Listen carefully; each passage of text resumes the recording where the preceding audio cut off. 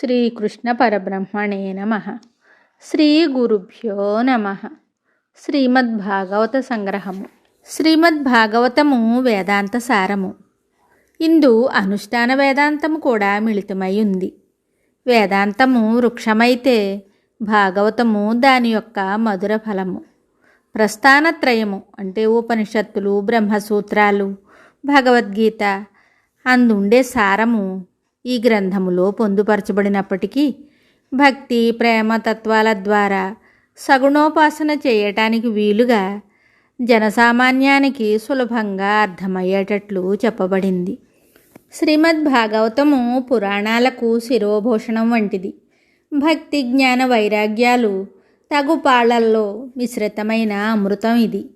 సామాన్య భక్తి పరాభక్తిగా పక్వమైనప్పుడు జ్ఞానాంకురం అవుతుంది. సగుణ రూపంలో భగవానుని ప్రేమించటం ద్వారా సర్వ సృష్టిని ప్రేమించిన వాడైన భక్తుడు జ్ఞానవుతాడు. భగవద్భక్తిని చవిచూచిన భక్తుడు ఇంకా దేని యందు ఆసక్తి చూపలేడు. అతనిలో భక్తి వృద్ధి చెందుతున్న కొద్దీ విషయానురక్తి, కార్యాసక్తి క్షీణిస్తూ వైరాగ్యము పెరుగుతూ ఉంటుంది. భక్తుడు జ్ఞాని అవుతాడు. శ్రీమద్భాగవత కథను సదా సేవిస్తూ ఉండాలి, సదా స్మరిస్తూ ఉండాలి. దీనిని వినినంతనే శ్రీహరి శ్రోత హృదయంలో విరాజిల్లుతాడు. దేవతలకు సైతము లభ్యము కానిది ఈ భాగవతామృతము. భాగవతం చదవటం యొక్క ప్రత్యక్ష ఫలము భగవంతుని యందు భక్తి అంకురించటము.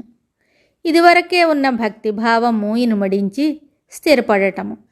తరువాత భక్తి పరిపక్వమై జ్ఞానంగా పరిణమించి మోక్షరూపమైన అంతిమ ఫలము లభించటం. కర్మ, భక్తి, జ్ఞాన మార్గాల గమ్యము ఒక్కటే అయినా అధికార తారతమ్యాన్ని బట్టి ఏదో ఒక మార్గమే మొదట సుగమము అవుతుంది. భక్తి మార్గంలో ఉన్నవారికి విద్యా పాండిత్యాల అవసరము లేదు, లింగభేదము లేదు, పశుపక్షాది విచక్షణ లేదు.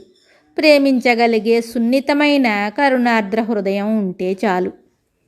మానవుడు సృష్టిలోని జీవరాశులలో అత్యున్నత స్థానంలో ఉండడానికి కారణం అతనికి ఇవ్వబడిన యుక్తాయుక్త విచక్షణ జ్ఞానము, బుద్ధి కుశలతలే.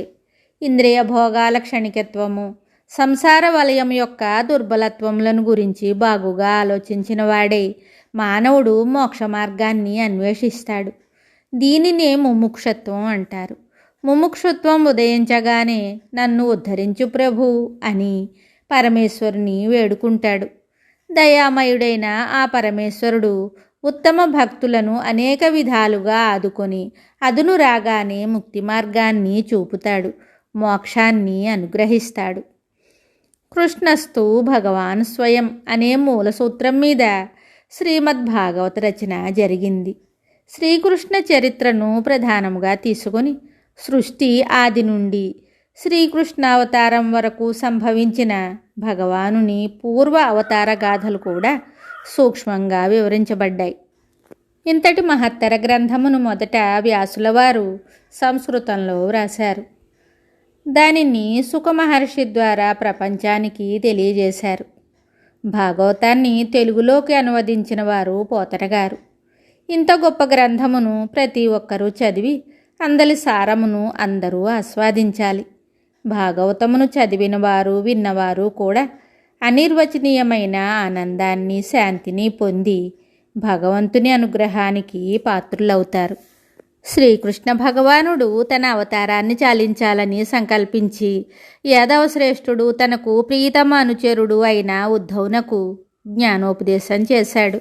అప్పుడు ఉద్ధవుడు ఇలా వేడుకున్నాడు: ప్రభు, నీవు లేని ఈ లోకము జీవరాశులన్నింటికీ ఒక శూన్యమండలమే అయిపోతుంది. కలి కూడా ప్రవేశించనున్నది కనుక కలి ప్రభావానికి తట్టుకోలేక ప్రజలు పీడితులవుతారు. వారికి తరుణోపాయం ఏమిటో సెలవివ్వవలసిందన్నాడు. అప్పుడు శ్రీకృష్ణ పరమాత్మ తన దివ్య తేజస్సును, శక్తులను శ్రీమద్భాగవతములో ప్రవేశింపచేసి నేను ఈ భాగవతంలోనే నివసిస్తుంటాను అని అభయమిచ్చాడు. అందుచేత శ్రీకృష్ణ భగవానుడే భాగవతము, భాగవతమే శ్రీకృష్ణ భగవానుడని తెలుసుకోవాలి. శ్రీ సుఖమహర్షి పరీక్షిత్తునకు భాగవతాన్ని వినిపించనున్నాడని తెలుసుకుని దేవతలు ఒక కలశంతో అమృతాన్ని తీసుకుని పోయి భాగవతాన్ని తమకు ఇచ్చి పరీక్షిత్తునకు అమృతం ఇమ్మని కోరారట. శ్రీ శుకుడు దేవతల యొక్క కుత్సిత బుద్ధిని గ్రహించి అందుకు నిరాకరించాడు.